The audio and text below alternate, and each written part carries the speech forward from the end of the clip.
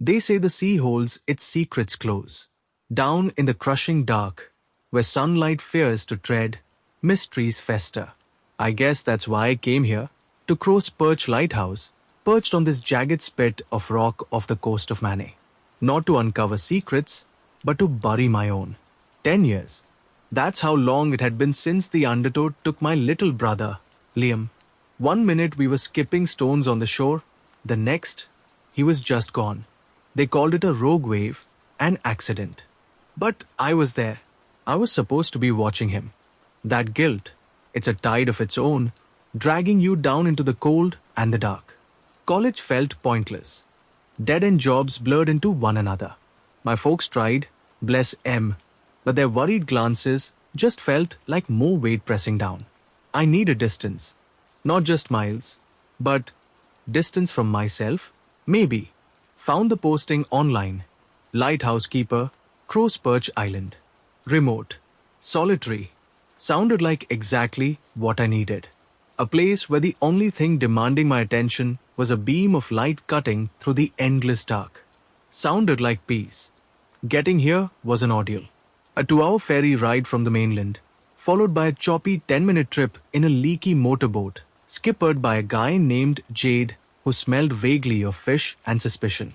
The island itself wasn't much more than a jagged crown of granite, rising maybe 100 feet out of the churning Atlantic. The lighthouse stood tall and defiant on the highest point, a stark white cylinder against the often grey sky.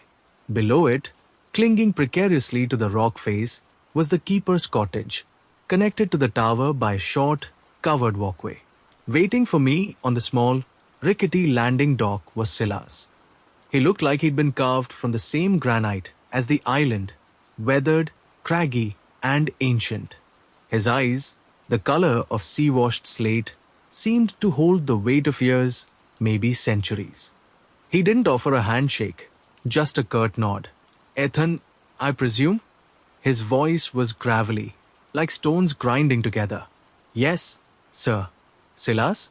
Aye. Let's get your gear up. Tide's turning. The climb up the rough-hewn steps to the cottage was steep. Silas, despite his age, moved with a surprising agility, never seeming out of breath.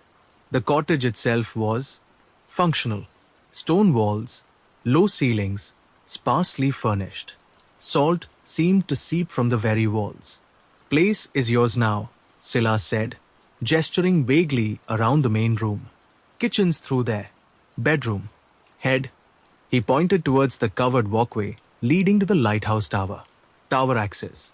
Keep it locked when you're not on duty. He led me into the kitchen, a small, cramped space with a propane stove and a sputtering refrigerator. On the worn wooden table sat a laminated sheet of paper. The rules, Silas stated, tapping the sheet with a bony finger. Not suggestions. Rules. Break M, and you won't just lose your job. There was a finality in his tone that chilled me more than the sea air. I picked up the sheet. The rules were typed, simple, and utterly bizarre. Crow's Perch Lighthouse keepers' standing orders. The light. The lamp must be lit precisely at sunset and extinguished precisely at sunrise. Use the astronomical clock in the lantern room. Never deviate. The Foghorn. The Foghorn operates automatically during periods of low visibility. Manual operation is permitted only using the following sequence. To long blasts, pause, one short blast, pause, repeat. Any other pattern is strictly forbidden. Do not experiment. Night watch. Between the hours of midnight and 4 a.m., maintain visual watch from the lantern room. Log any unusual lights or sounds in the keeper's logbook. Do not investigate anything beyond the confines of the lighthouse structure during these hours. The sea view. Avoid prolonged observation of the sea directly south of the island, especially during low tide or heavy fog. Avert your gaze if you feel drawn to look. The basement door. The metal door in the lighthouse basement, marked with a spiral symbol, must never be opened. Check the 3 deadbolts daily. Storm protocol. During severe storms, as defined in Addendum A, extinguish the main lamp only when the wind direction shifts to the northeast after peaking. Relight immediately once the wind shifts away from the northeast. This overrides Rule 1. Visitors. No unauthorized visitors are permitted on the island. Report any sightings immediately via the radio. Do not engage. I looked up at Silas, bewildered. This is unusual. Rule 6. Extinguishing the light during a storm. And Rule 5. The basement door. Silas' expression didn't change. Some things are best left unquestioned. Lad. The rules are there for a reason. Kept keepers safe for generations. The ones who followed M anyway. He picked up a worn duffel bag from the floor. Jade's waiting to take me back. Radios in the main room if you need the Coast Guard. Weekly supply boat comes Thursdays, weather permitting. Logbooks in the lantern room. Don't fall behind on entries. And just like that, he was gone, leaving me alone in the stone cottage with the sound of the waves, the cry of gulls, and that deeply unsettling list of rules. The first few days were quiet, eerily so. I fell into the rhythm of the lighthouse, lighting the lamp, watching the beam sweep across the dark water, extinguishing it at dawn, cleaning the lens, polishing the brass, checking the fuel levels. The solitude was absolute. No internet, spotty radio reception. Just me, the sea, and the gulls. I made entries in the logbook, mostly all quiet or visibility moderate. I followed the rules. Mostly. Rule 4 was the hardest. The sea to the south. There was something hypnotic about it. Even on clear days, the water there seemed darker, the waves choppier. A couple of times, I caught myself staring, feeling a strange pull, a morbid curiosity about what might lie beneath those restless waves. I forced myself to look away, remembering Silas' warning. Rule 5 was easier. The basement was just a damp, circular stone room beneath the tower, housing the Foghorn machinery and storage. The metal door was there, set deep into the curved wall. Heavy, bolted steel, with a strange, deeply etched spiral symbol on it. It radiated a coldness that had nothing to do with the damp air. Touching it felt wrong. I checked the deadbolts, heavy, oiled, secure, and got out of there quickly. The nights were long. Sitting up in the lantern room, surrounded by glass and the vast emptiness of the ocean, listening to the wind howl. It played tricks on your mind. Shadows danced at the edge of my vision. The groan of the tower in the wind sounded like whispers. I logged unidentified creaking sounds more than once, feeling foolish but following orders. Then came the fog, thick, wet, and impenetrable, rolling in from the sea one afternoon and swallowing the island whole. Visibility dropped to near zero. The automatic foghorn kicked in, its mournful billow echoing through the oppressive grey. To long, pause, one short. The sound became the rhythm of my world for the next 2 days. It was monotonous, maddening.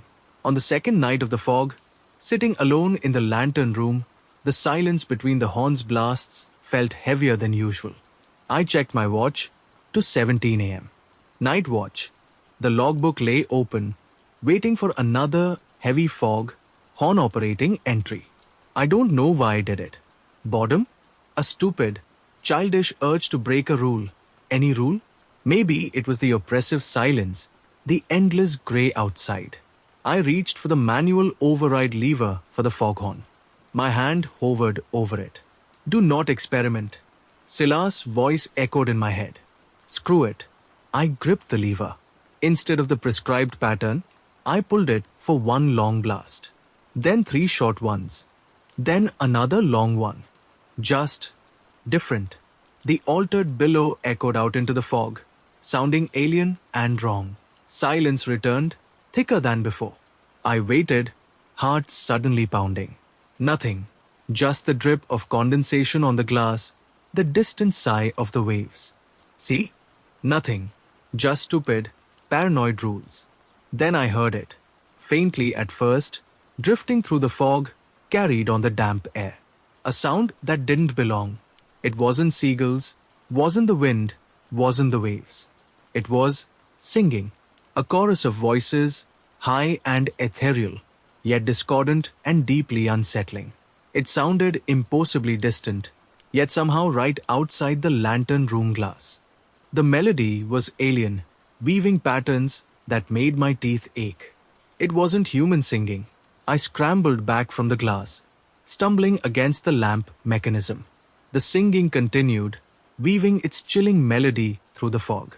It wasn't just singing, it felt like a call, a summons, pulling at something deep inside me. I looked wildly around the lantern room, then forced my gaze towards the sea. Towards the south, the direction Rule forewarned me against. The singing intensified, wrapping around the tower, seeming to come from the very air itself. And through the thick, grey fog, down on the turbulent water to the south, I thought I saw them, faint, pinpricks of pale, shifting light beneath the waves. Lights that seemed to pulse in time with the unholy choir.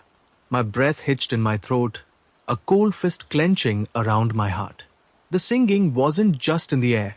It felt like it was inside my head, resonating in my bones.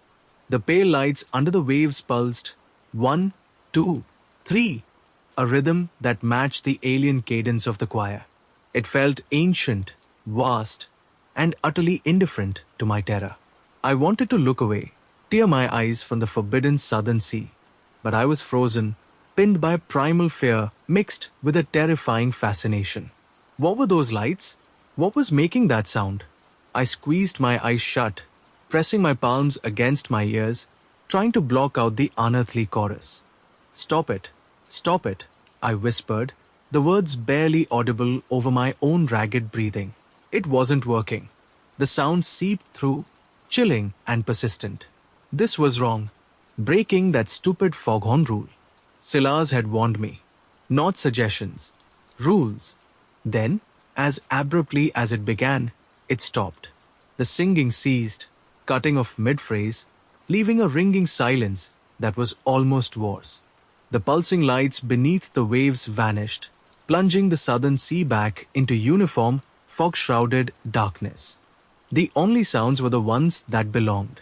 The drip of condensation, the low moan of the wind around the tower, the rhythmic sigh of the waves against the rocks below, and the steady, automated to long pause, one shot of the foghorn, which must have reset itself.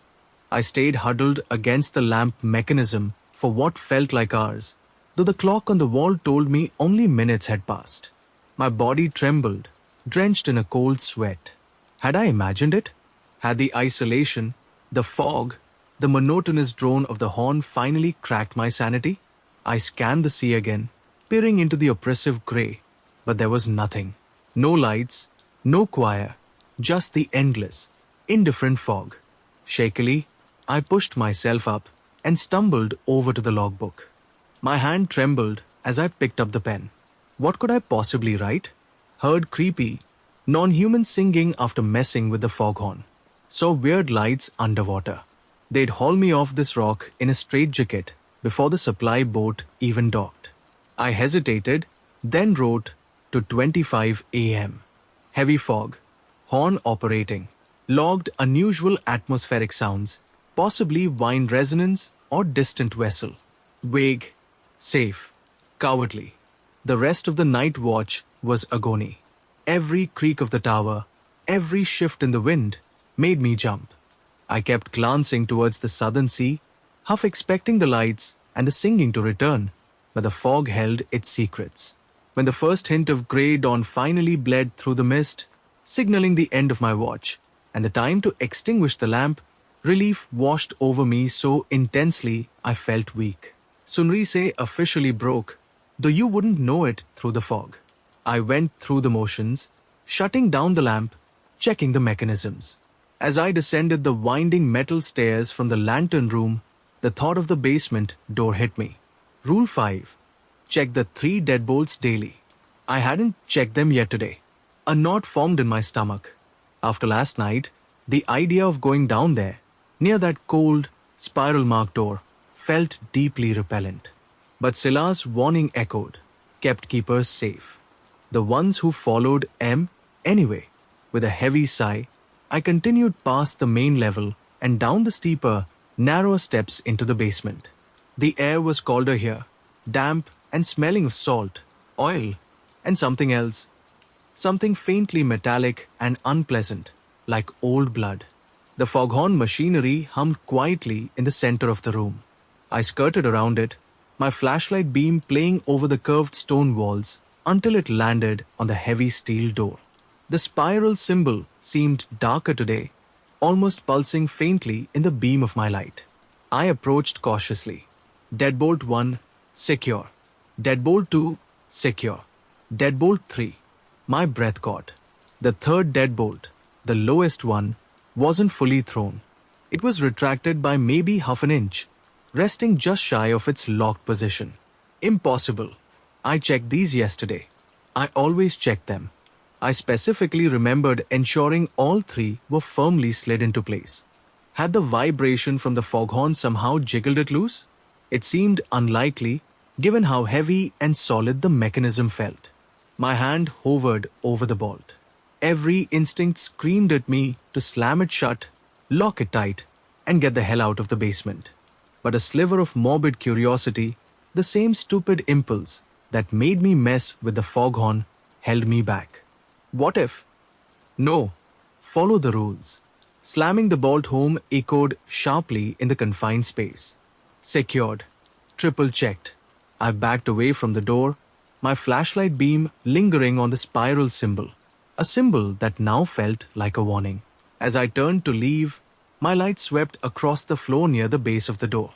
Something was there, something dark and wet staining the stone floor, partially obscured by the shadow of the foghorn machinery. It looked like footprints, small, bare footprints, leading away from the steel door towards the stairs I had just descended. They were wet, leaving dark patches on the dusty stone, and they weren't human-sized. They were too small, too narrow, and the stride was unnaturally long for such small feet. Mixed in with the water, was there something darker? Something reddish-brown? I backed up the stairs slowly, my light fixed on those disturbing prints until the angle hid them from view. My mind raced. Had something actually come out of that room? Was that what Silas meant? Don't let anyone out. But the rules said never open the door. The bolt wasn't fully retracted, just slightly ajar. Could something slip through such a small gap? Something small enough to leave those prints? I reached the main level, breathing heavily, and slammed the basement door shut behind me, fumbling with the simple latch. I leaned against it, listening. Silence from below. The fog persisted throughout the day. I tried to occupy myself with chores, reading, anything to keep my mind off the unlocked bolt and the footprints. But the image kept returning, superimposed over the memory of the ethereal singing and the pale underwater lights. Were they connected? Had my foolishness with the foghorn somehow summoned something? Allowed something to partially escape that forbidden room? By late afternoon, the wind began to pick up, whistling around the tower, rattling the windows of the cottage. The fog seemed to thicken, pressing against the glass. The temperature dropped further. Checking the barometer in the main room, I saw the pressure plummeting. A storm was brewing, a bad one. I went up to the lantern room early, well before sunset, wanting the security of the light as soon as possible. The wind was already making the tower sway noticeably. Down below, the sea was a churning cauldron of grey, white-capped waves smashing against the rocks. Visibility was still almost zero due to the fog, compounded now by the driving rain that had begun to lash against the glass. Rule 6. Storm Protocol. I reread the laminated sheet Silas had left, my hands clammy. Extinguish the main lamp only when the wind direction shifts to the northeast after peaking. Relight immediately once the wind shifts away from the northeast. Extinguish the light during a storm? It went against every instinct, every bit of lighthouse keeper training I'd ever read about. The light was sacrosanct, especially in weather like this. Why would anyone deliberately turn it off? And only when the wind came from a specific direction? The storm hit with full fury around 10 p.m. The wind screamed like a banshee, shaking the entire structure. Rain hammered the lantern room glass so hard I worried it would break. The tower groaned and swayed violently. Down below, the waves exploded against the island, sending spray high into the air. I gripped the railing, knuckles white, feeling utterly exposed and vulnerable. I kept checking the wind vane indicator. West, southwest, south. The wind direction was shifting, but not towards the northeast. Not yet. The lamp burned brightly, its beam struggling to pierce the maelstrom outside. Then, around 1 a.m., the wind reached its peak. The anemometer spun wildly, threatening to tear itself apart. The noise was deafening. The tower felt like it was going to be ripped from its foundations. I could barely stand, bracing myself against the central column. Slowly, agonizingly, over the next hour, the wind began to subside just slightly, and the direction shifted. Southeast, east, northeast. My heart pounded. Northeast. Rule 6 was now in effect. I had to extinguish the light. My hand went to the switch, but I hesitated. It felt fundamentally wrong. Ships could be out there, relying on this light. Turning it off felt like a betrayal, a death sentence. But the rules. Silas' face, grim and serious. The ones who followed M anyway. Taking a deep breath, I threw the switch. The powerful beam died instantly, plunging the lantern room into near-total darkness, save for the emergency battery lamp casting weak shadows. Outside, the world dissolved into pure chaos, a swirling nightmare of wind, rain, and impenetrable blackness. The sudden absence of the light felt like a physical blow. I stood there in the dark, listening to the storm rage, my ears straining for. I didn't know what. Why this rule? Why extinguish the light only when the wind came from the northeast? What was out there in that specific direction that shouldn't see the light? Or what was the light meant to prevent from approaching when the wind blew from that quarter? Minutes ticked by. 5, 10. The wind howled relentlessly from the northeast. Nothing happened. Just the storm. Maybe the rule was just some old superstition, some meaningless ritual passed down through generations of isolated keepers. Then, cutting through the roar of the wind and waves, I heard it again. Faint, but unmistakable. Singing, the same high, ethereal, discordant chorus I'd heard in the fog. But this time, it wasn't coming from the south. It was coming from the northeast, carried on the wind, closer, louder than before. And with the singing came the lights. Not pale glimmers beneath the waves this time. These were in the air. Streaks of cold, blue-white light, like corpuscent, dancing in the storm-tossed darkness just beyond the lantern room glass. They swirled and coalesced, weaving patterns that mirrored the alien melody of the choir. I backed away, stumbling over a toolbox, my eyes fixed on the impossible lights, and my ears filled with that terrifying, beautiful music. It wasn't atmospheric. It wasn't natural. It was them, whatever they were, and they were drawing here, called by the storm, or perhaps guided by the wind from the northeast. And the extinguished light, was it meant to hide my presence? Or was it meant to allow them passage? The lights drew closer, pressing against the glass, illuminating the interior of the lantern room in their cold, dead glow. The singing swelled, becoming almost deafening, vibrating through the metal floor. I could feel it trying to pull me towards the glass, towards the lights, towards the voices. Then the wind shifted, just slightly at first, then more decisively. East, southeast, Rule 6, relight immediately. With a strangled cry, I lunged for the switch, fumbling in the near darkness. My fingers found the lever. I threw it. The powerful beam of the lighthouse lamp flared back to life, cutting a swath through the storm and the swirling blue-white lights outside. The effect was instantaneous. The singing abruptly cut off with a sound like 1,000 shattering panes of glass.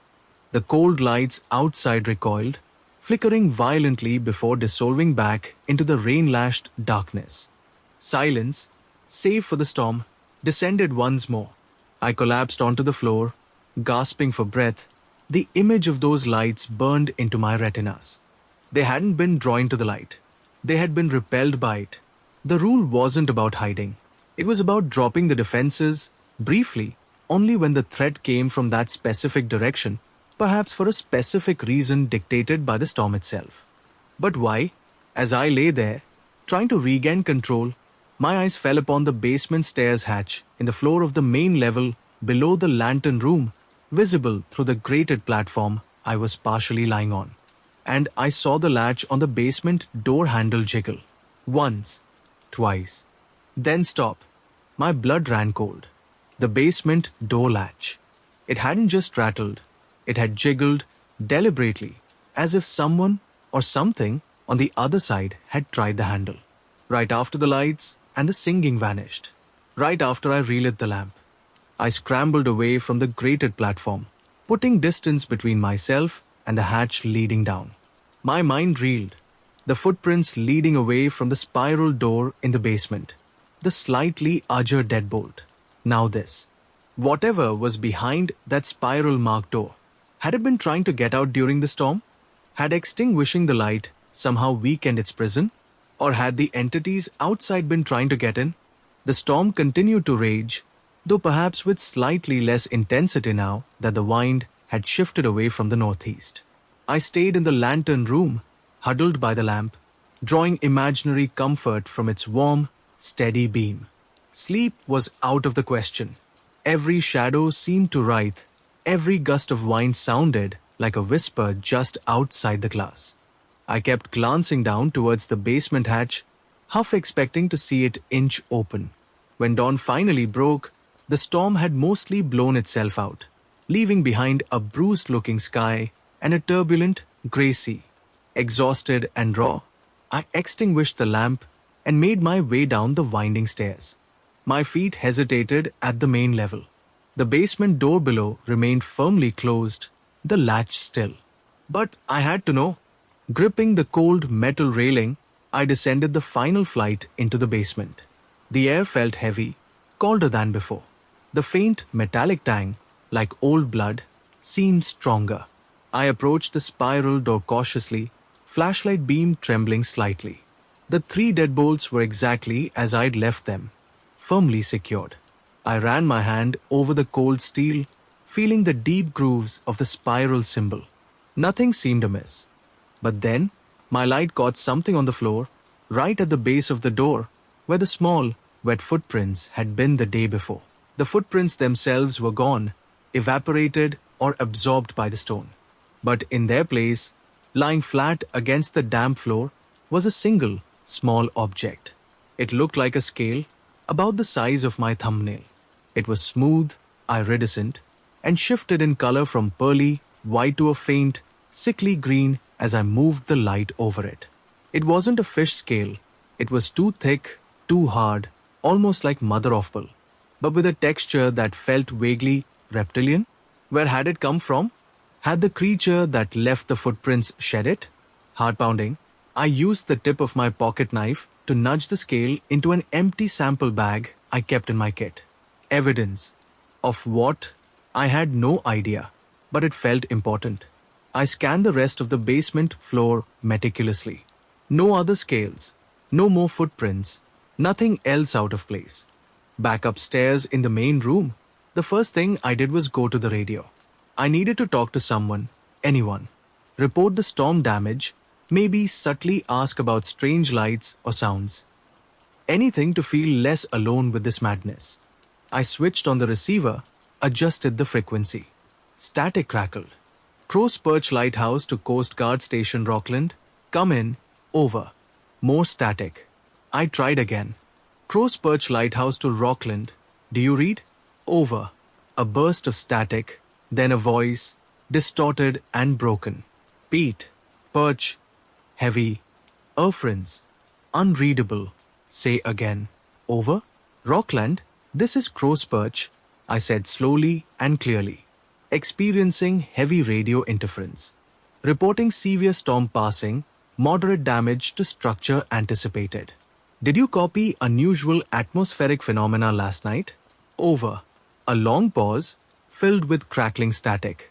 Then the fragmented voice returned. Gative. Perch. No unusual. Logged. Standard storm. Are you? Repeat. Are you secure? Over. They hadn't seen the lights, hadn't heard the singing. Or, if they had, they weren't saying. Standard storm activity. Right. Affirmative. Rockland. Secure for now. Will attempt contact later when conditions improve. Crows perch out. I switched off the radio, feeling a profound sense of isolation. I was on my own. No one on the mainland knew, or perhaps wanted to know, what happened out here. Deflated, I climbed back up to the lantern room. The current logbook lay open on the small desk. Staring at its blank pages, I felt a surge of frustration. Silas had said, "Don't fall behind on entries." But how could I log what I'd seen? What I suspected? My eyes fell on the shelf beneath the desk. Alongside spare bulbs and cleaning supplies sat several older logbooks, bound in faded canvas, dating back decades. Silas hadn't mentioned them, but they were standard lighthouse property. On a whim, driven by a desperate need for answers, I pulled out the oldest looking one. The cover read Crow's Perch Log, 1950 to 1959. The pages were brittle, the ink faded. The early entries were mundane, weather reports, maintenance notes, supply deliveries. But as I flipped further, the handwriting changed, becoming more cramped, more agitated. I found an entry from November 1957 during another severe storm. 14th November 1957. Storm worse than anticipated. Barometer dropping like a stone. Wind shifted near approx 0130 HRS. Followed old standing orders. Douse the lamp. Unholy noise from the nay soon after. Lights. Dancing lights outside the glass. Felt them. Pulling. Relit lamp as soon as wind back say. Lights vanished. Noise stopped. Something tried the basement passage door latch after. Checked spiral door bolts 0600 HRS. Lowest bolt retracted half inch. Found wet prints on floor. Not human. Left. Scale. Pearlescent. Threw it back into the sea. Must follow the rules. Never deviate. I stared at the page, my blood turning to ice. Exactly what I had experienced. The wind shift, extinguishing the light, the singing, the lights outside, the jiggling latch, the unlocked bolt, the footprints, even the scale. This wasn't new. This had happened before. This keeper, 60 years ago, had seen it too. And he'd followed the rules, even the terrifying, nonsensical Rule 6. Frantically, I flipped through the rest of the logbook, searching for more. There were scattered references to noises from the basement, feelings of being watched from the south, and bad dreams after fog, but nothing as explicit as the 1957 storm entry. He never mentioned opening the spiral door. He never explained why the rules existed. I grabbed the next logbook, 1960 to 1969. Different handwriting, neater, more methodical. But again, buried within the routine entries, I found similar cryptic notes. October 1963. Thick fog. Horn sequence error during maintenance. Heard the calling song. South. Averted gaze. And later, January 1968. Gale force winds. Followed ne protocol. They came again. Closer this time. Bolts held. It was a pattern. Generations of keepers, all experiencing these strange, terrifying events. All bound by the same bizarre rules. All hinting at something ancient and malevolent connected to this island, this lighthouse. Something locked behind that spiral door, and something else that came calling from the sea, especially when the wind blew from the northeast during a storm. As dusk approached, casting long shadows across the now calmer sea, a fresh wave of anxiety washed over me. The storm was gone, the fog had lifted, but the knowledge I'd gained offered no comfort, only deeper unease. The rules weren't arbitrary paranoia. They were a tested system of defense against something unimaginable. And I had broken them. I had altered the Foghorn's call. Had I invited something? Angered something? The setting sun painted the sky in streaks of orange and purple. Time to light the lamp. Rule 1. Never deviate. As I ascended to the lantern room, every step felt heavy. The familiar routine now felt fraught with significance. As the beam began its steady sweep across the darkening water, I stood on the walk-around deck, peering into the twilight. The sea was calmer now, the waves gentler. To the south, the water looked just like the rest, deep blue turning to black. No lights pulsed beneath the surface. To the northeast, only empty ocean stretched to the horizon. Maybe it was over. Maybe the storm had passed, the entities had retreated, and breaking the Foghorn rule had resulted in nothing more than a terrifying, but ultimately harmless, encounter. Then, my gaze fell upon the rocks at the base of the island, directly below the tower on the north side, the side facing away from the open sea towards a small, sheltered cove usually hidden from view. Something was moving down there. I squinted, straining my eyes in the failing light. It wasn't a seal or debris washed up by the storm. It looked humanoid, thin, unnaturally tall, and pale white against the dark rocks. It moved awkwardly, jerkily, scrambling over the seaweed-slick granite with movements that were too fast, too spider-like to be human. It stopped at the water's edge, seeming to stare out towards the mainland, hidden beyond the horizon. Then, slowly, deliberately, it turned its head and looked directly up towards the lantern room, up towards me. Even from that distance, even in the dim twilight, I could see its eyes.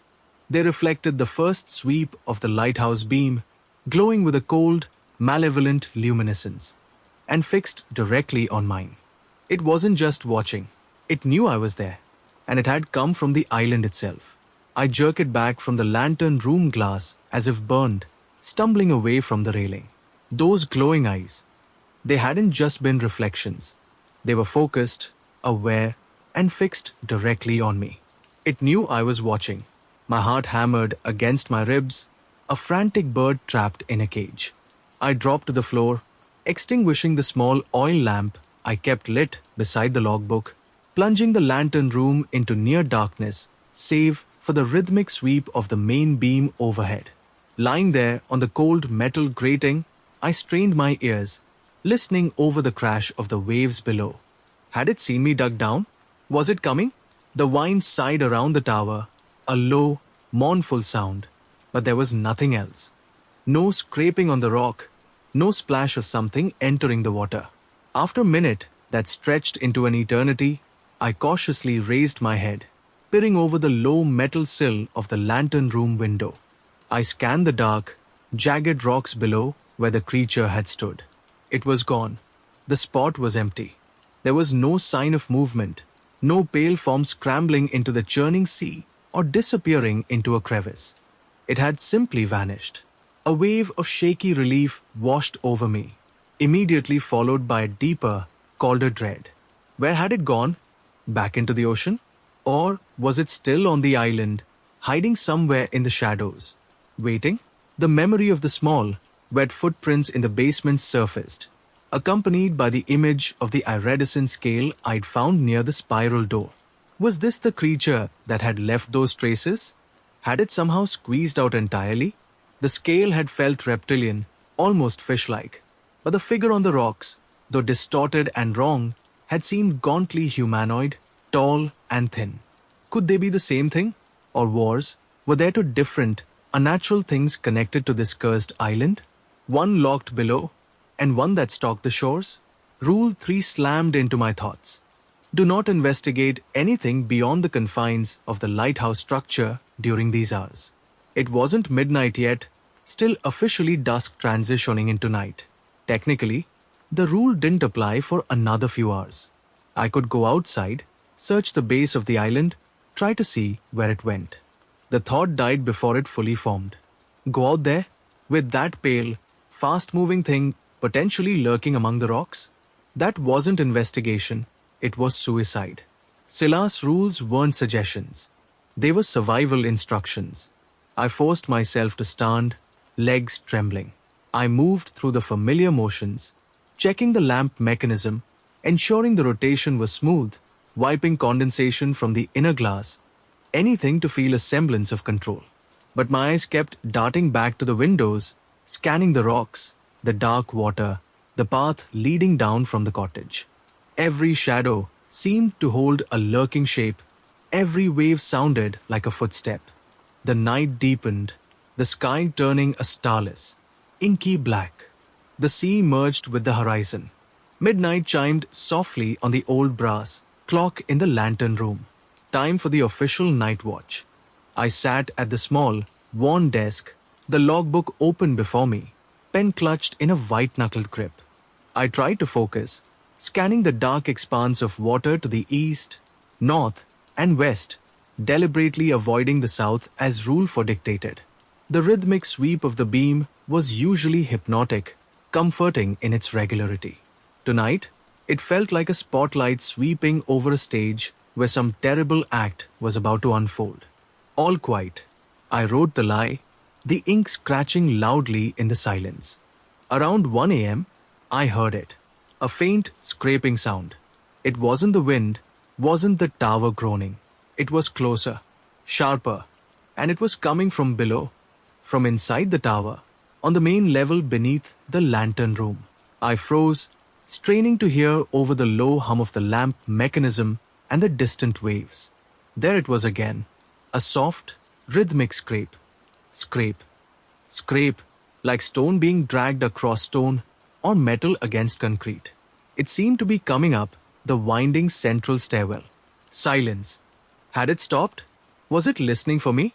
Then, a soft thump, seeming to come from directly beneath the grated metal floor of the lantern room, like something heavy being set down, or something landing after a short jump. Slowly, silently, I stood. My hand automatically went to the heavy-duty flashlight I kept clipped to my belt, the kind used for maintenance, solid metal, heavy enough to be a weapon. Heart pounding, I crept towards the open stairwell leading down into the tower's core. I stopped at the top, peering into the oppressive darkness below. The main lamp cast swirling shadows down the shaft, but I could see nothing moving. The scraping didn't resume. Was I losing my mind?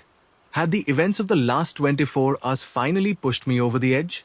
The isolation, the storm, the singing, the lights, the creature on the rocks. Maybe I was imagining things now, hearing threats in every mundane creak and groan. No, the unlocked bolt, the footprints, the scale, those were real. Cautiously, flashlight off, I descended the metal stairs, placing my feet deliberately to minimize noise. Reaching the main level, the circular room felt colder than usual, the air heavy with that faint, coppery smell I now associated with the basement. My first check was the main entrance door leading outside, still locked, heavy wooden bolt firmly in place.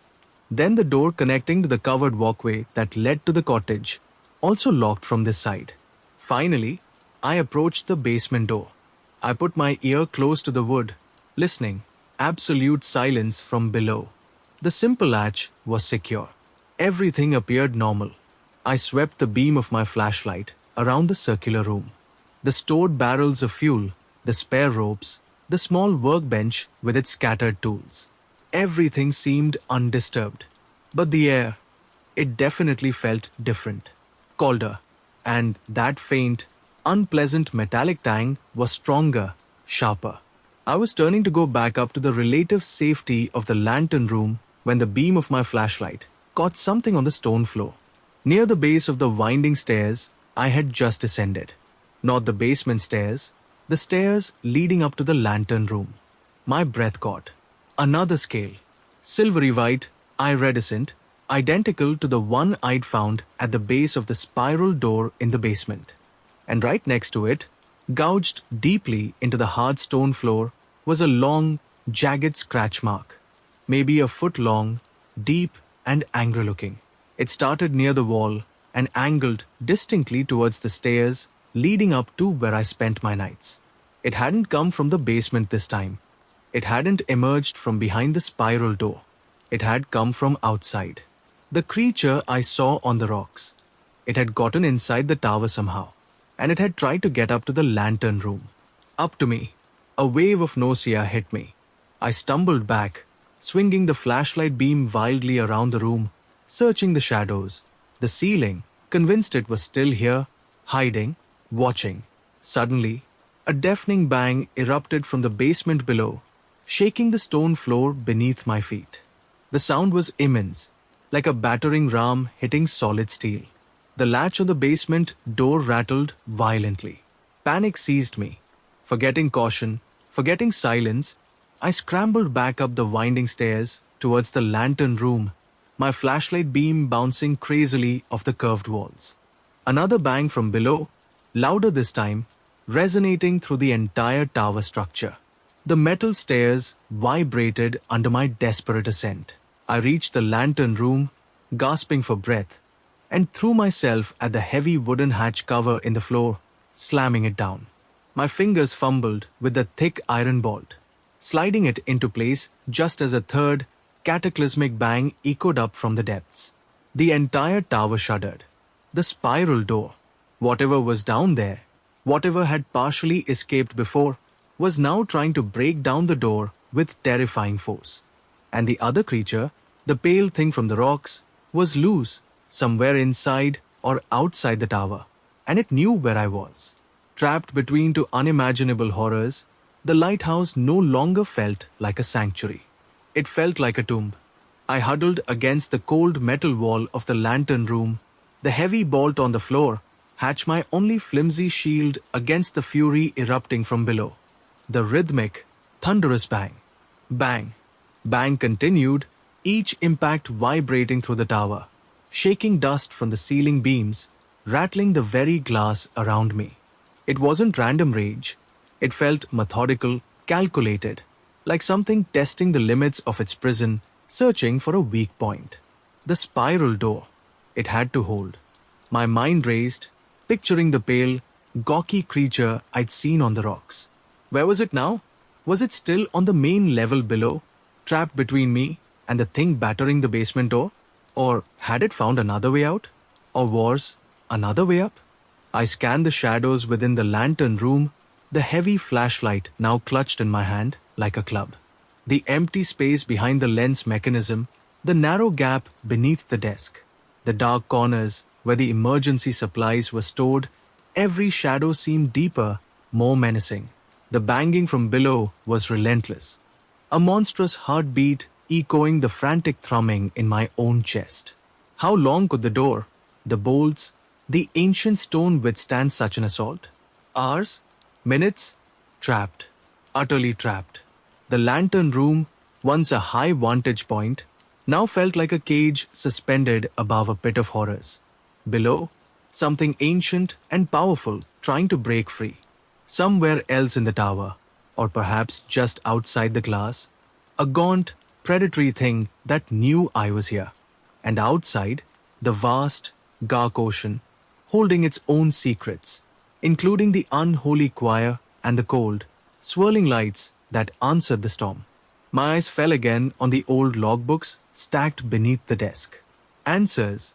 There had to be more answers in those brittle pages. Some clue, some hint left by the keepers who had faced this before me. How had they survived?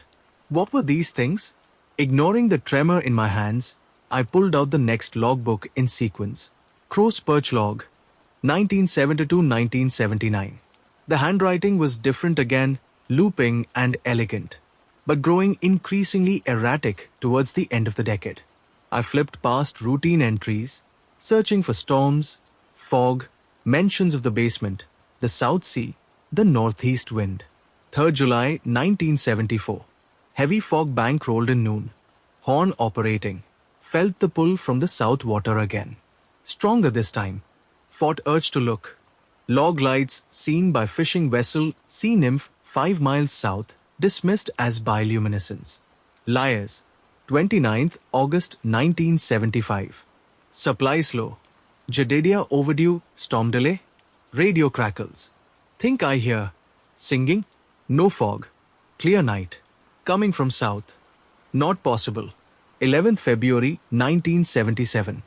Basement check. Lowest bolt on spiral door. Loose again. How? Tightened. Left offering. Hope it suffices. Offering?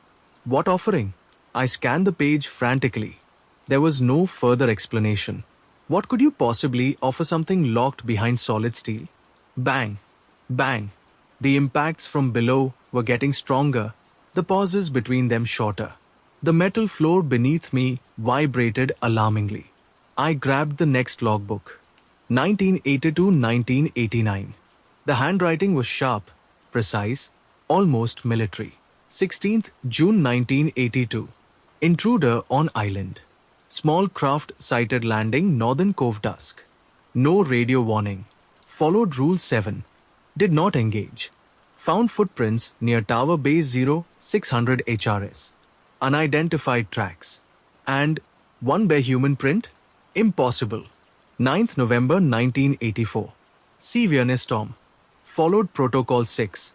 Doused Lamp 0107 HRS. Wine. The callers came. Light swirled. Did not approach glass. Felt. Presence. Lower tower. Latch jiggled 0215 HRS. Relit lamp 0248 HRS Winesay. Callers vanished instantly. Checked bolts 0600 HRS. All secure. But slime? Cold, viscous slime near spiral door base. 21st May 1988. Annual inspection passed. Supervisor asked about basement anomaly.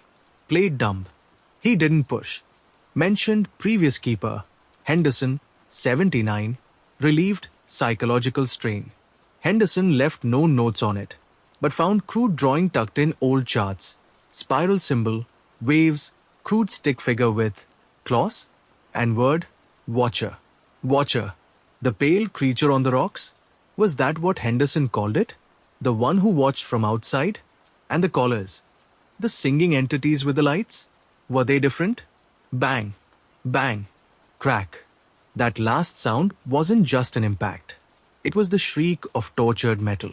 A bolt? The hinges? Sweat beaded on my forehead. It wouldn't hold much longer. Desperately, I snatched the last visible logbook. 1992-1999. Silas' predecessor. The handwriting was shaky, barely legible in places. 12th March 1993. Foghorn malfunction. Wrong sequence sounded for nearly an hour before auto reset. Heard, reply, faint chorus, south. Like 74 entry Henderson mentioned. Did I invite something? 5th September 1995. Power surge during storm fried backup generator. Main lamp flickered.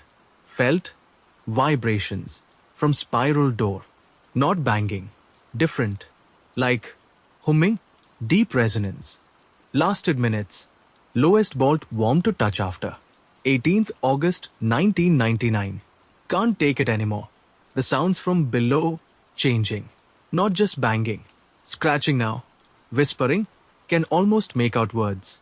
And the watcher saw it again last night. On the rocks. Closer. It knows. Leaving tomorrow.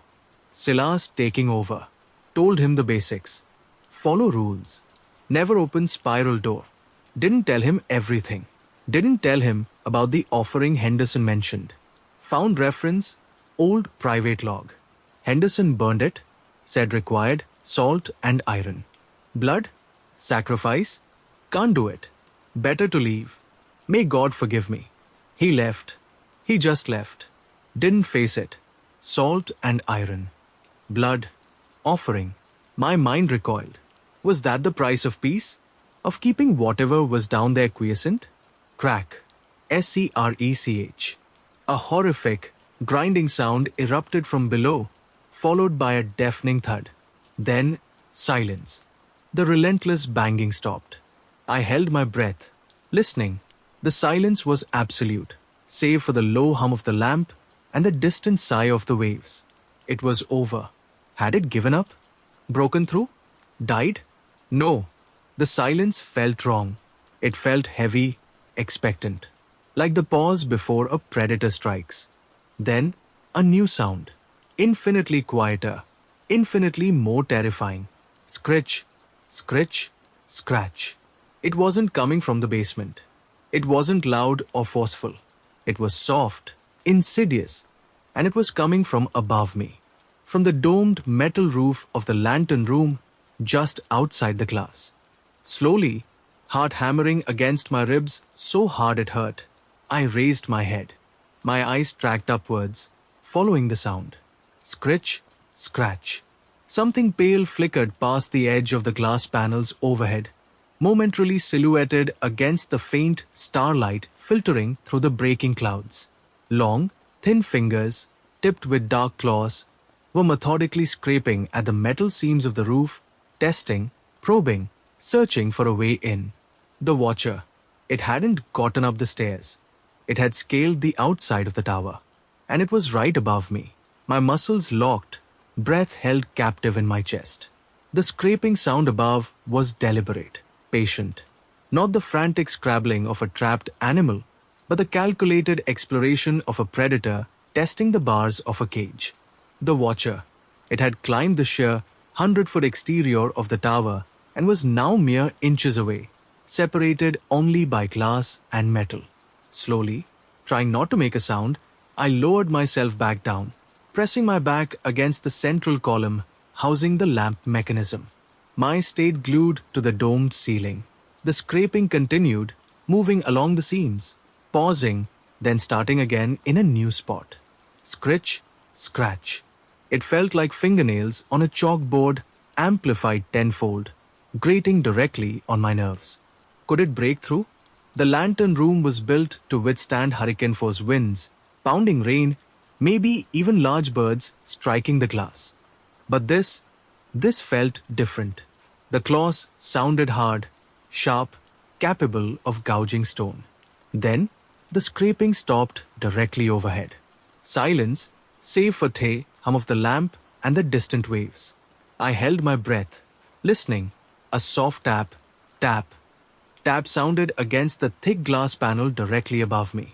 Gentle, inquisitive, like someone politely knocking. My blood turned to ice. It knew exactly where I was. I scrambled backwards on all fours, crab walking away from the center of the room until my back hit the low metal railing surrounding the outer walkway access door. The tapping stopped. A shadow fell across the glass panel above. Something was blocking the faint starlight. Slowly, against every screaming instinct, I forced myself to look up. Pressed against the glass, peering down at me, was a face. Pale, gaunt, and elongated, framed by lank, dark hair plastered wetly against whatever passed for its skull. The mouth was a lipless slit, stretched unnaturally wide in something that might have been a grin, revealing rows of needle-sharp teeth. But the eyes, oh God, the eyes. They were huge, lidless, and glowed with that same cold, luminescent intensity I'd seen from the rocks. They fixed on me, devoid of anything recognizable as thought or emotion, radiating only a predatory hunger. It raised one of its long, thin, clawed hands and tapped the glass again, right above my head. Tap, tap. The grin, if that's what it was, seemed to widen. I couldn't scream. My throat was paralyzed. I could only stare back, trapped in that terrible, luminous gaze. This was the watcher. This was the thing Henderson had drawn. It tilted its head, a jerky, bird-like movement, its glowing eyes never leaving mine. Then, it opened its mouth. No sound came out at first, just a rush of foul air that seemed to fog the glass from the outside, smelling faintly of decay and the deep sea. When it finally spoke, its voice was a dry, rasping whisper, like sand shifting over bone, yet it filled the small space of the lantern room as if spoken directly into my ear. Little keeper, locked, in. The words were disjointed, questioning, yet held an undeniable menace. It could speak, or mimic speech. Let me in. Warm inside. The whisper continued, hypnotic and chilling. The clawed hand scraped lightly against the glass again, a sound that sent shivers down my spine. My mind finally broke free from the paralysis. Get away. I yelled, my voice hoarse and cracking. Leave me alone. The creature's grin widened further, a terrifying rictus. The rasping whisper came again, laced with something that sounded hideously like amusement. Open the door. Oh, I. Come down. Come down? How? Through the glass? Through the metal roof? Then I remembered the hatch in the floor. The hatch leading down to the main level, bolted only from this side. And the silence from below. The sudden cessation of the banging on the spiral door. Had the thing in the basement broken through? Was that what the watcher was waiting for? For its counterpart below to open the way? The creature outside shifted its weight. I heard its claws scrape heavily on the metal dome. It was moving, circling the lantern room roof. Was it looking for another way in? Or just waiting? My eyes darted to the floor hatch, then back to the whispering horror just outside the glass. Trapped. The word echoed again. If I stayed here, the watcher might find a way in, or the thing below might break through the hatch. If I unbolted the hatch and tried to flee down the stairs, I might run straight into whatever had stopped battering the spiral door. Think. The logbooks. Salt and iron. The offering. Was that for the thing below? To appease it? Or was it a weapon? The keeper in 1957 had found a scale and thrown it back into the sea. Why? My gaze fell on the heavy metal flashlight still clutched in my hand. Iron. Or steel. Close enough. But salt? Where would I get salt? The kitchen. Downstairs. In the cottage. Through the main level of the tower. Past the potentially compromised basement door. It was insane. But staying here felt like certain death. The scraping sound returned, louder this time, coming from the side of the lantern room now, near the hinges of the small access door that led onto the outer walkway. It wasn't just probing anymore. It sounded like it was tearing at the metal. Decision made. Moving quickly but silently, I unclipped the flashlight from my belt and laid it on the floor. I needed both hands. I crept to the floor hatch, my ears straining for any sound from below. Silence. Heart pounding. I reached for the heavy iron bolt. It slid back with a soft, ominous snick. Slowly, inch by inch, I lifted the heavy wooden hatch cover, peering down into the darkness of the tower shaft below. The main level looked empty, shadows deep and undisturbed. No pale creature lurking. No sound from the basement door. Taking a deep breath, holding the hatch open just enough to slip through, I swung my legs over the edge and onto the top rungs of the winding metal stairs. Just as my feet found perches, a high-pitched, metallic scrach ripped through the air from the lantern room behind me. It had broken through the walkway door's hinges. No time. I didn't pull the hatch shut, didn't bolt it. I scrambled down the stairs, moving as fast as I dared in the near darkness, praying the watcher wouldn't immediately follow. Reaching the main level, I paused for only a second. The basement door was still closed, the latch secure. But the air, the coldness, the metallic tang, it was stronger than ever. It felt like the source of it was right behind that simple wooden door. Ignoring it, I lunged for the door leading to the covered walkway connecting to the cottage. Unlocking it, I burst through, slamming it shut behind me and fumbling with the bolt on this side. Safe? No, just a temporary barrier. I sprinted through the short, enclosed walkway, the wind and rain now audible again outside its small, salt-crusted windows. Reaching the cottage door, I unlocked it and stumbled inside, bolting it behind me as well. I leaned against the door, gasping for air, listening. Had it followed me down?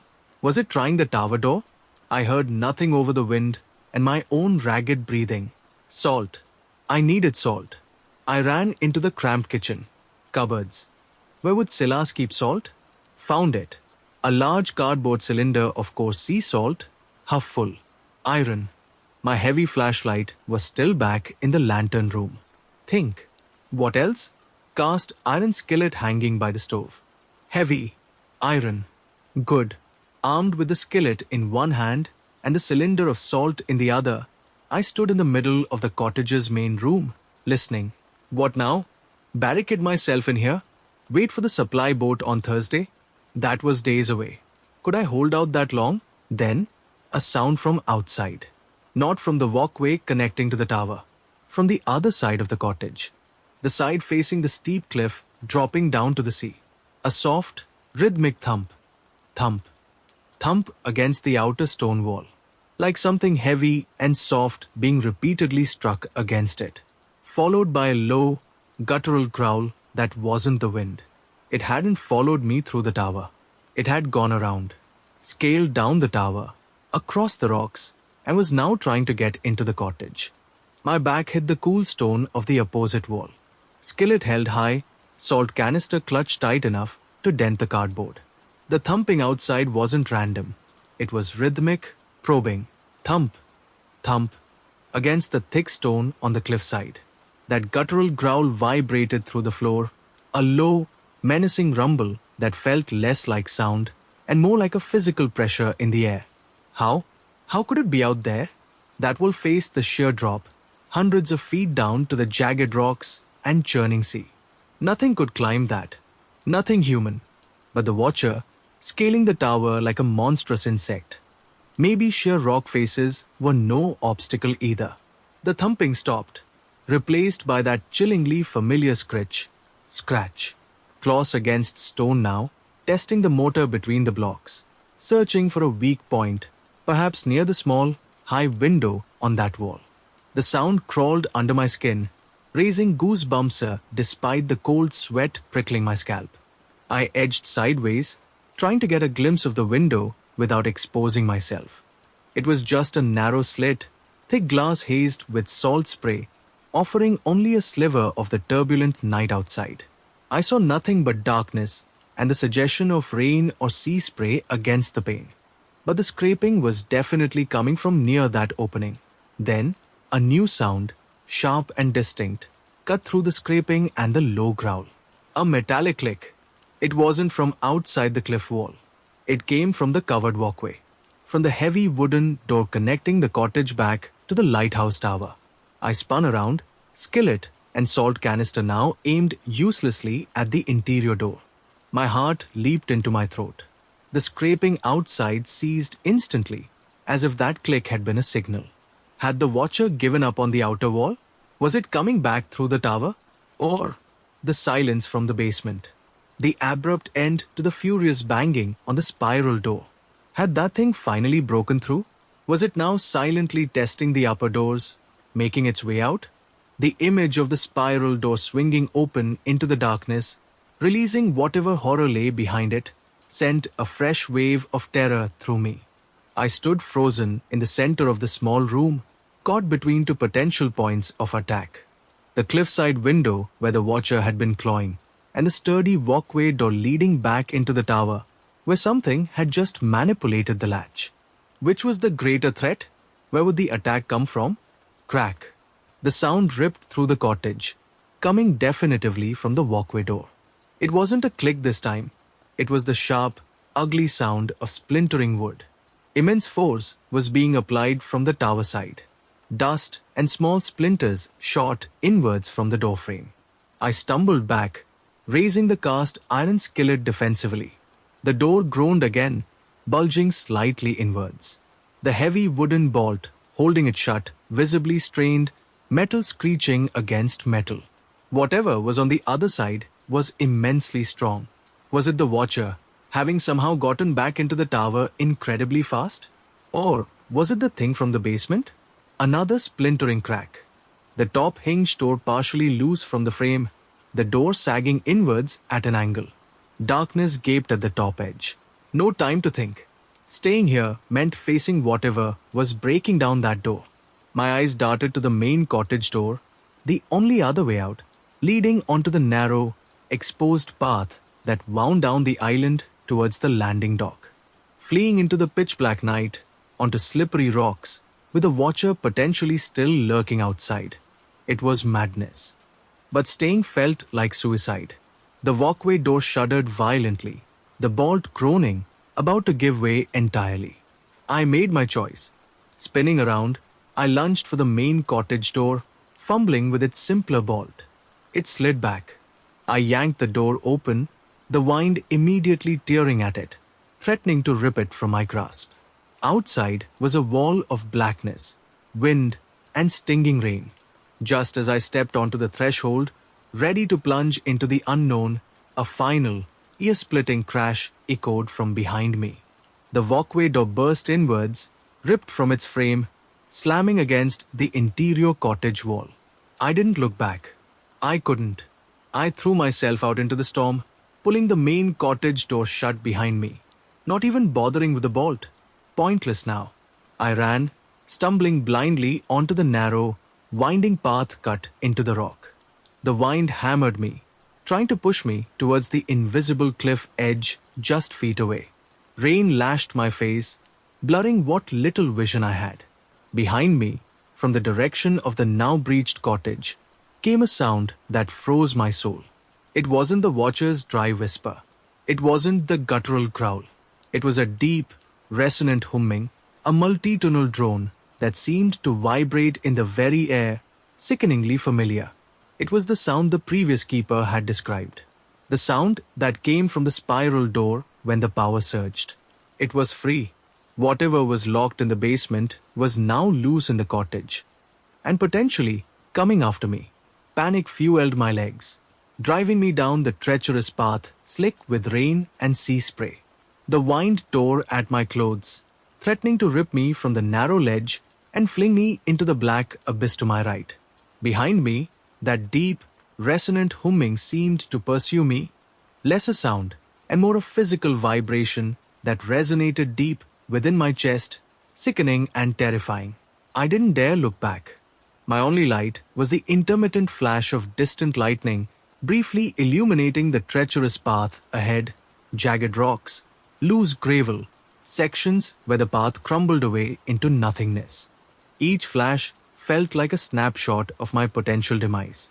Below, the sea roared, waves crashing against the base of the island with thunderous force, their spray reaching up like grasping claws. Where was the watcher? Was it still outside the cottage? Or had it joined the pursuit? Every flicker of movement in my peripheral vision, every shadow cast by the lightning, felt like it's gone from scrambling over the rocks, flanking me, waiting to intercept me further down. The image of its glowing eyes, its needle-toothed grin, spurred me onward. I stumbled, my foot catching on a loose rock. Pain shot up my ankle as I pitched forward, arms flailing.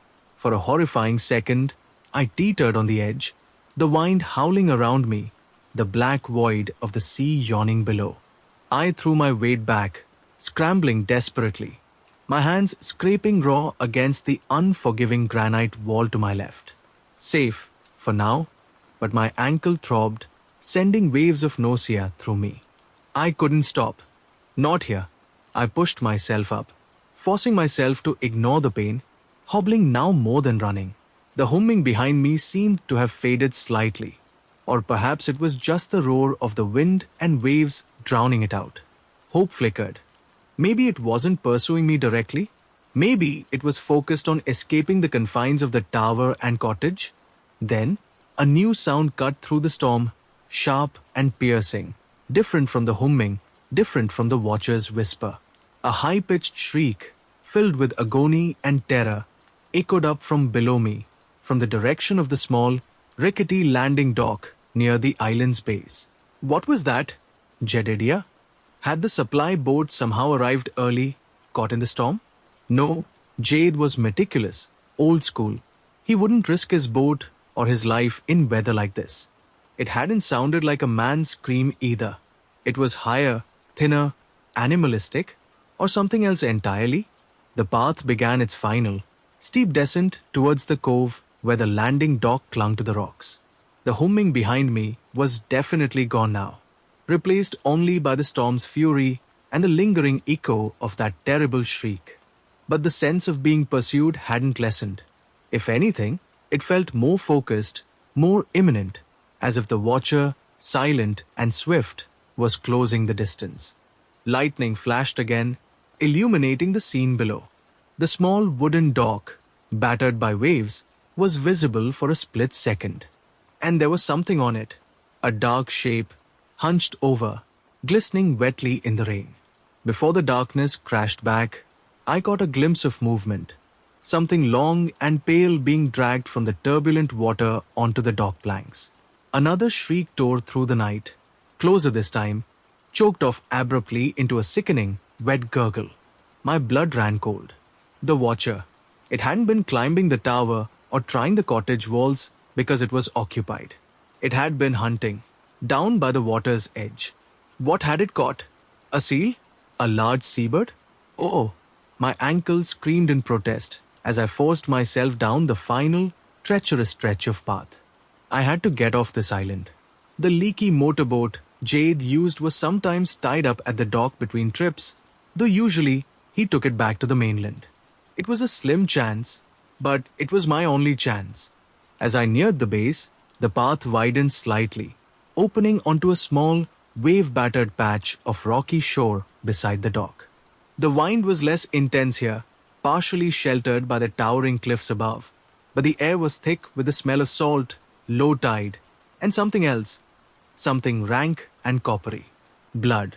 I scanned the dock, barely visible in the oppressive darkness between lightning flashes. The hunched shape was still there, near the landward end, partially obscured by the small wooden shed where spare lines and buoys were kept. It was tearing at something on the planks, making wet, ripping sounds that turned my stomach. Silently, praying the creature was too engrossed in its meal to notice me, I crept towards the seaward end of the dock, where the boat might be tied.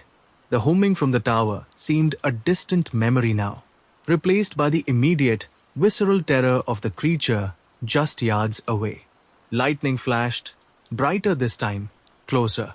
In that instant of stark illumination, I saw it clearly. The watcher, hunched over its prey. Its pale, emaciated back was to me long, multi-jointed limbs working with gruesome efficiency. And its prey wasn't a seal. Lying mangled on the dock, half submerged in a pool of dark water and blood, was the unmistakable shape of a human body. Small, slight, dressed in oilskins. Jedediah. He had come back. Or perhaps he never left. Caught by the storm? Or lured here? The watcher ripped something free from the body with a wet tear, its head snapping back as it devoured it. Nausea choked me. Bile rose in my throat. I stumbled back against the cold, wet rock face, stifling a cry. There was no boat. The mooring post was empty. Jedediah's boat was gone, likely sunk or smashed to pieces by the storm, or perhaps taken by the man himself before the watcher found him. Trapped. Again. No escape by sea. My only options were back up the path towards the cottage, where the humming entity might now roam, or somewhere else? Was there anywhere else on this godforsaken rock? The watcher paused in its grisly feast, its head slowly turning, sensing my presence. Those terrible, luminescent eyes fixed on me in the darkness. It let out a low, clicking hiss, rising slowly from its crouch, blood dripping from its needle-sharp teeth, its long, clawed fingers twitching. It started towards me, moving with that unsettling, jerky speed across the dock planks, silhouetted against the ragging sea beyond.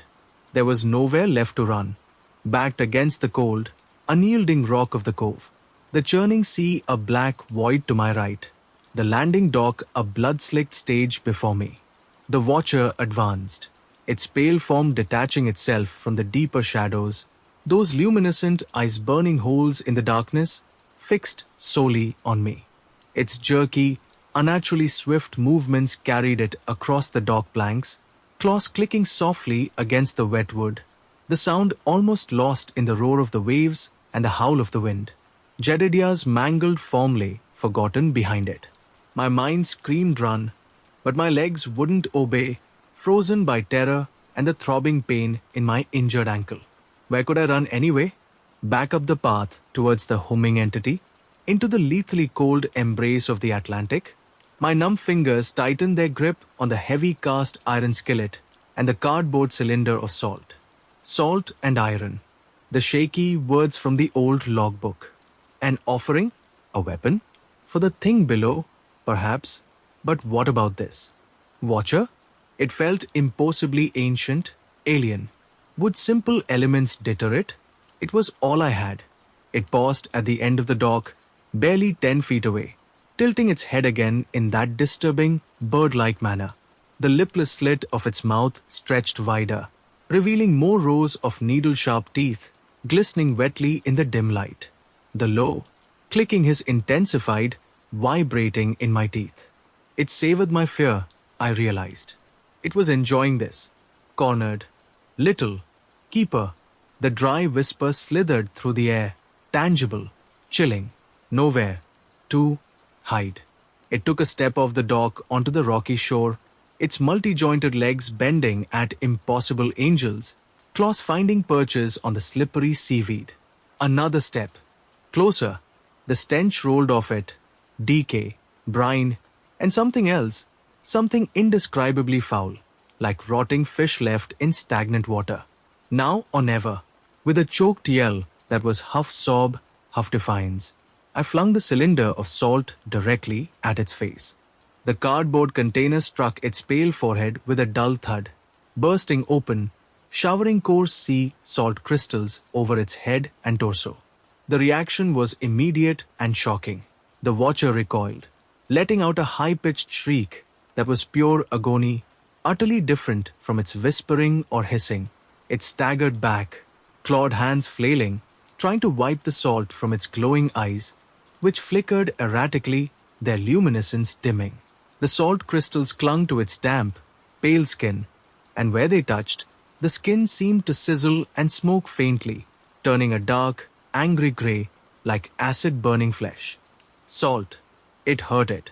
Seizing the momentary advantage, adrenaline overriding the pain in my ankle, I lunged forward, swinging the heavy cast iron skillet with all my strength. Not aiming for its head, I doubted I could significantly harm its skull, but for its thin, spindly legs. The heavy iron connected with its forward leg just below the knee joint with a sickening crunch. The sound wasn't bone-breaking, more like petrified wood snapping. The creature shrieked again, its leg buckling at an unnatural angle. It stumbled sideways, losing its balance on the slick rocks, flailing wildly towards the churning water at the edge of the cove. It didn't fall in. With impossible speed, despite the searing salt and the shattered leg, it twisted, using its long, clawed arms to catch itself on the jagged rocks just shy of the waves. Its glowing eyes, now narrowed with pain and incandescent rage, swiveled back to me. Hurt, keeper, hurt. The whisper escalated into a guttural roar, echoing off the cliffs. It started to pull itself back up, dragging its mangled leg, its movements now fueled by a terrifying fury. I hadn't killed it, hadn't even disabled it for long. I had only enraged it. I scrambled backwards, skillet held ready, my eyes darting around for any escape, any other weapon. My foot hit something wooden. The small shed at the end of the dock, barely bigger than an outhouse, filled with old ropes, boys, maybe a rusty fuel can. Could I barricade myself inside? No time. It was already moving again, dragging itself towards me with horrifying speed, one leg useless, but its powerful arms pulling it across the rocks like a monstrous, pale spider. Then the humming returned. Not faint this time. It rolled down from the top of the island, deep, resonant, and powerful, vibrating through the very rock beneath my feet. Louder than before, imbued with a palpable sense of direction, purpose. It wasn't just aimless noise, it felt focused. Focus down here. The watcher froze, its glowing eyes darting upwards towards the source of the sound, towards the lighthouse tower silhouetted against the stormy sky. For the first time, I saw something other than hunger or rage in its expression. Fear. Primal, absolute fear. The humming intensified, swelling in volume until it drowned out the roar of the waves, pressing painfully against my eardrums. The air grew thick, heavy, charged with an unseen energy. The watcher flattened itself against the rocks, letting out a series of low, whimpering clicks, its luminescent eyes now wide with terror, fixed on the cliffs above. What was happening? Was the thing from the basement coming down here? Was it hunting the watcher? Or was it coming for me? I didn't wait to find out. While the watcher was distracted, terrified by the humming entity, this was my only chance. Ignoring my screaming ankle, I turned and sprinted, or rather, hobbled frantically back up the treacherous, winding path, away from the cove, away from the paralyzed watcher, away from whatever was causing that soul-shaking hum. Every step was agony, but the fear was a greater motivator. I didn't look back. I just climbed, scrambling upwards, pulling myself along by the rock face, expecting at any second to hear the watcher pursuing me again, or worse, to encounter the source of the humming descending the path towards me. But nothing followed. Only the all-encompassing, bone-jarring hum filled the air, seeming to emanate from the island itself. Reaching the broader ledge near the top, where the path led back to the cottage and tower, I risked a glance down. The cove below was empty. The watcher was gone. Jedediah's body was gone. The only evidence of the recent horror was the dark stains on the dock and rocks, rapidly being washed clean by the relentless rain and waves. Had the watcher fled into the sea? Or had the humming entity taken it? Taken Jedediah too? The humming suddenly stopped. Silence crashed back in, profound and unnerving. I stood there on the path, soaked, shivering, injured, utterly alone between the dark, silent tower above and the now empty, blood-stained cove below. Where was safe? Nowhere. But the tower, the logbooks, more answers had to be there. And the radio. Maybe the interference had cleared. Maybe I could finally call for help, real help. Steeling myself, I limped towards the covered walkway. The outer cottage door hung open, swinging slightly in the wind. The inner walkway door lay splintered on the cottage floor. Cautiously, skillet still in hand, I dropped the salt somewhere in my flight. I stepped back into the cottage. It felt empty. The oppressive presence, the humming, was gone. Just the smell of damp stone, salt, and rain blowing through the broken doorway. I moved through the main room towards the ruined doorway leading back into the tower. I stopped dead, standing silently in the dim light filtering from the tower's main level. Just beyond the shattered walkway door, blocking my path, was Silas, the old keeper. He wasn't looking at me.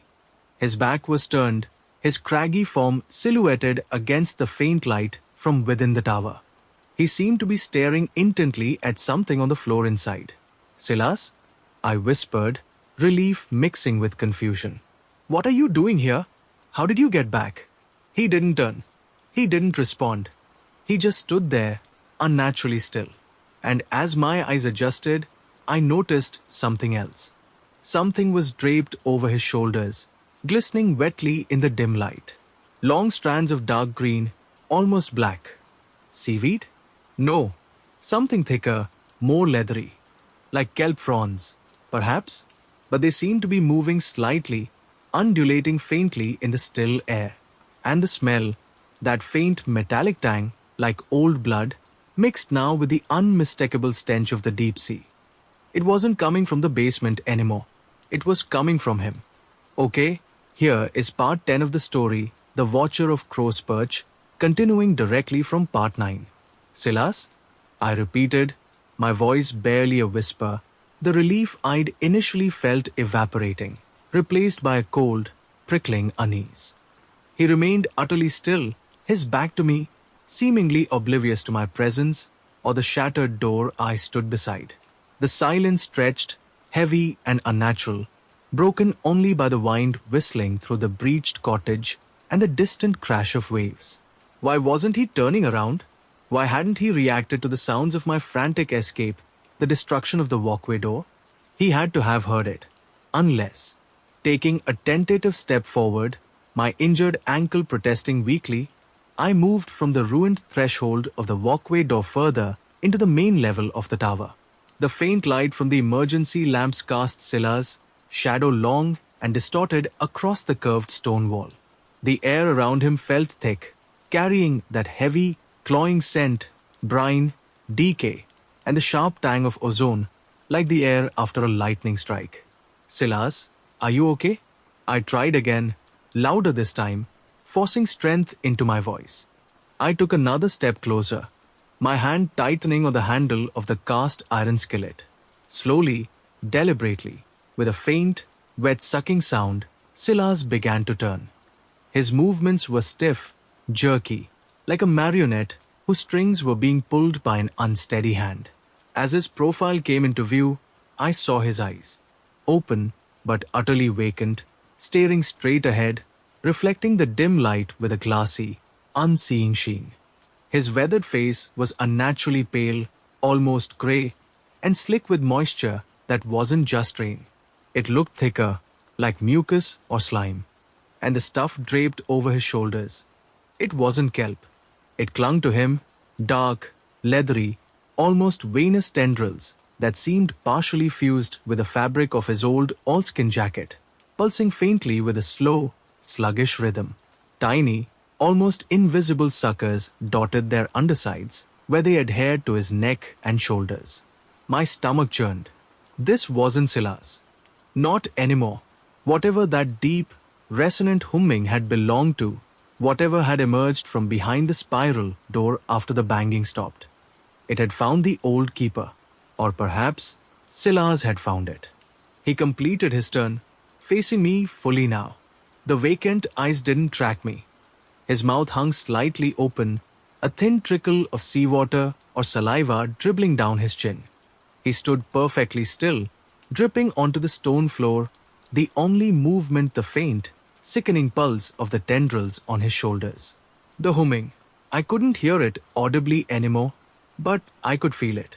A low, subsonic vibration emanating from him, pressing against my skull, making my teeth ache. The same vibration I'd felt descending the path, the same resonance the previous keeper had logged near the spiral door. He raised a hand, slowly, stiffly, water dripping from his ragged sleeve. He pointed, not at me, but past me, towards the shattered walkway door, towards the cottage, towards the open path leading down into the stormy darkness. Was he telling me to leave? Warning me? Or directing me towards something else? Then his mouth moved. The sound that emerged wasn't his gravelly voice. It was a chorus, a multitude of voices layered together, echoing wetly from his throat, deep rumbles, high-pitched whispers, gurgling undertones, all speaking in unison, imbued with that terrible, resonant hum. It, sees. You. The collective voice was thick, distorted, like speaking through water, but the words were chillingly clear. It sees you. The Watcher? Or something else? Go. Must. Go. Now. He took a step towards me, his movements still jerky, puppet-like. The vacant eyes remained fixed straight ahead. Was he trying to help me? Or force me out? Silas, what happened to you? I stammered, backing away slowly towards the center of the room, raising the skillet. The layered voices chuckled, a wet, gurgling sound that held no humor. Silas, gone. We remain. Keeper, now. He took another stiff step. The tendrils on his shoulders pulsed more noticeably. He wasn't Silas anymore. He was a vessel, possessed, controlled by the entity or entities from behind the spiral door. The humming intensified slightly, a low thrum of power. Leave. This place belongs to us. Now. He was driving me out of the tower, out of the cottage, back onto the exposed path where the Watcher might still be lurking, or worse, back down to the blood-stained dock. No, I wouldn't be forced out. The radio was up in the lantern room. The logbooks, the answers. Maybe even a weapon better than a skillet. I had to get past him. I'm not leaving, I said, trying to keep my voice steady, gripping the skillet handle until my knuckles turned white. The possessed keeper stopped. Its head, Silas' head tilted slightly, the vacant eye still staring past me. The humming intensified again, vibrating the very air. Foolish. Little. Keeper. The chorus of voices lost its slightly pleading undertone, replaced by a cold, flat menace. Iron. Protects. But flesh yields. It moved then, faster than I thought possible. Its stiff, jerky movements replaced by a sudden, unnatural fluidity. It lunged, not with Silas' hands, but with something else, a dark, glistening tendril, thick as my arm, lashed out from beneath the oilskin jacket, whipping through the air towards me like a grotesque tentacle. I reacted purely on instinct, throwing myself sideways, the tendril smashing into the stone wall where I'd stood moments before, cracking the ancient mortar. I scrambled backwards, skillet held defensively. The keeper turned, its movements now sinuous. Wrong. More tendrils emerged from beneath its clothes, dark, pulsing, tipped with that seemed to grasp at the air. Silas' body was merely a host, a puppet animated by something ancient and aquatic. Cannot resist. Join us. The voices echoed, the humming rising to a painful pitch. It came at me again, tendrils lashing out. I swung the heavy iron skillet, connecting with one of the appendages. It recoiled with a wet slap, but didn't seem significantly harmed. Iron protected, yes, but perhaps only directly. It wasn't salt. It pressed its attack, driving me back towards the base of the winding stairs leading up to the lantern room. Tendrils whipped past my head, smashed against the floor, forcing me to constantly dodge and weave.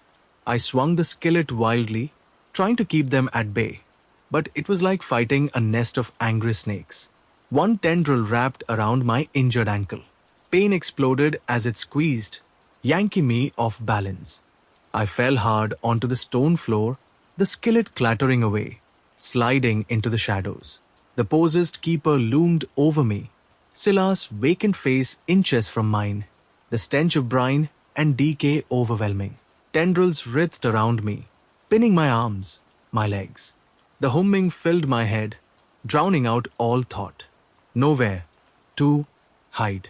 The chorus whispered, echoing the watcher's earlier taunt. A thick tendril, tipped with a cluster of rasping suckers, rose from its chest, moving slowly towards my face. I struggled futilely, pinned beneath its unnatural strength, the cold pressure tightening around my throat. This was it. I was going to die here, consumed or possessed by this thing, just another casualty of crow's perch. Then, from the open stairwell above, a noise, a frantic scrambling, followed by a high-pitched, furious hiss. The tendril paused, inches from my face. The keeper's vacant eyes flickered upwards, momentarily distracted. Something small, pale, and impossibly fast launched itself from the darkness of the stairwell above.